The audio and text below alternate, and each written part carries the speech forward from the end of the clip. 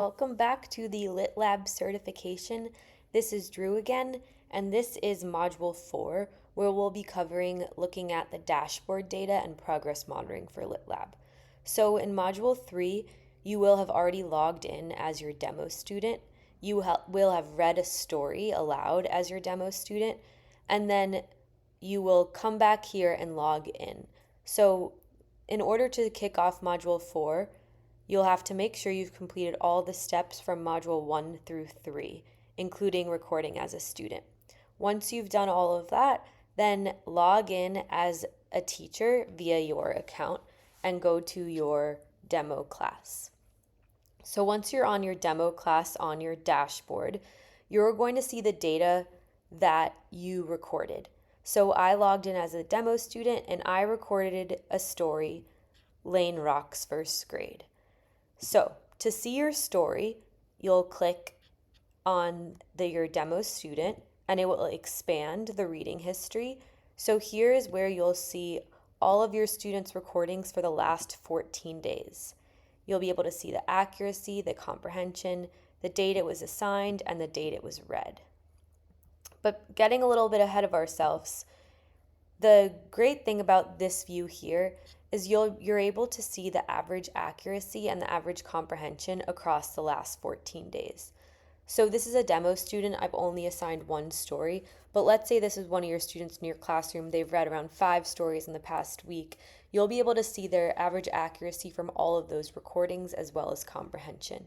Here's where you can start to really think about making some instructional decisions. So looking at this, I see that my demo student has 96% accuracy and an average comprehension score of 2 out of 3.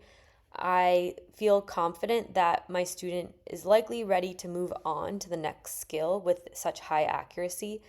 I see 2 out of 3 in the comprehension, so I might want to look further. But before moving my student on to the next skill, I definitely want to look and see that they got most of the skill words correct in the story.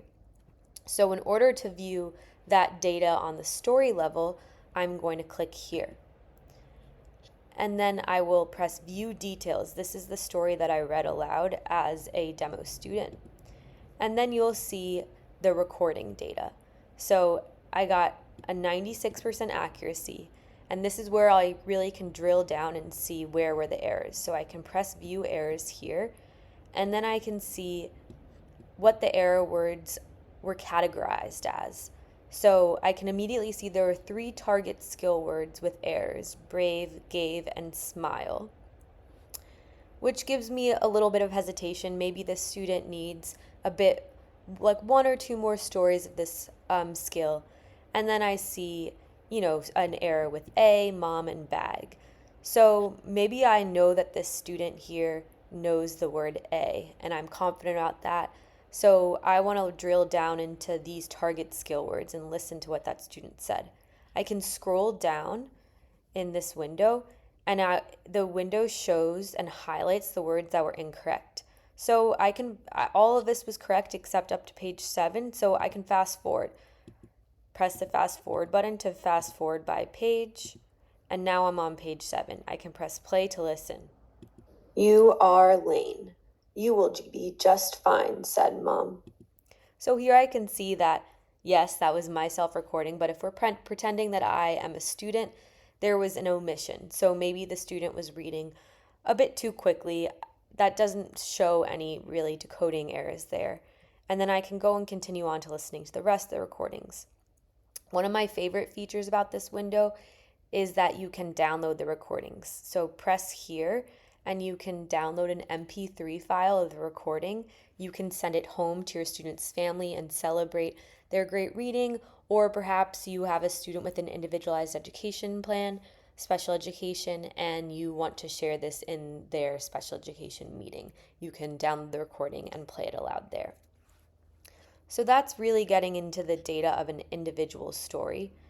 You can X out here. If you want to look at your student's entire data, you can press View Full History here. And you'll be able to see all of your students' reading history data filtered by a time range as well as a skill range. So this student has only read 1 story in the last 30 days, I can see the average accuracy of all those stories, and I also can see a progress monitoring graph for fluency that plots accuracy and words per minute. I can also export all of this data based on my filters as a CSV. This is great if you want to copy and paste that data into some progress monitoring.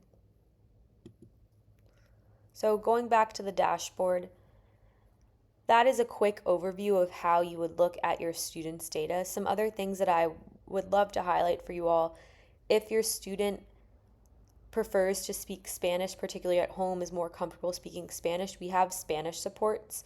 So press these 3 dots here and you can toggle on Spanish support for your student. As this little tooltip says, when enabled, all the instructions and comprehension questions are in Spanish. The decodable story content remains in English. You can delete a student, you can edit the student's name, all in their little individual settings.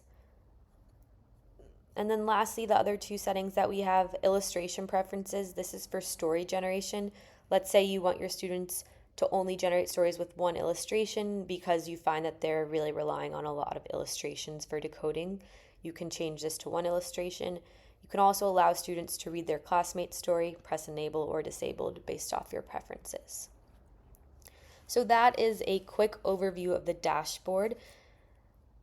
In the next module, you will create your own story, you'll edit your story, and then you will publish it to the community library, and that will be Module 5, and Module 5 wraps up the certification.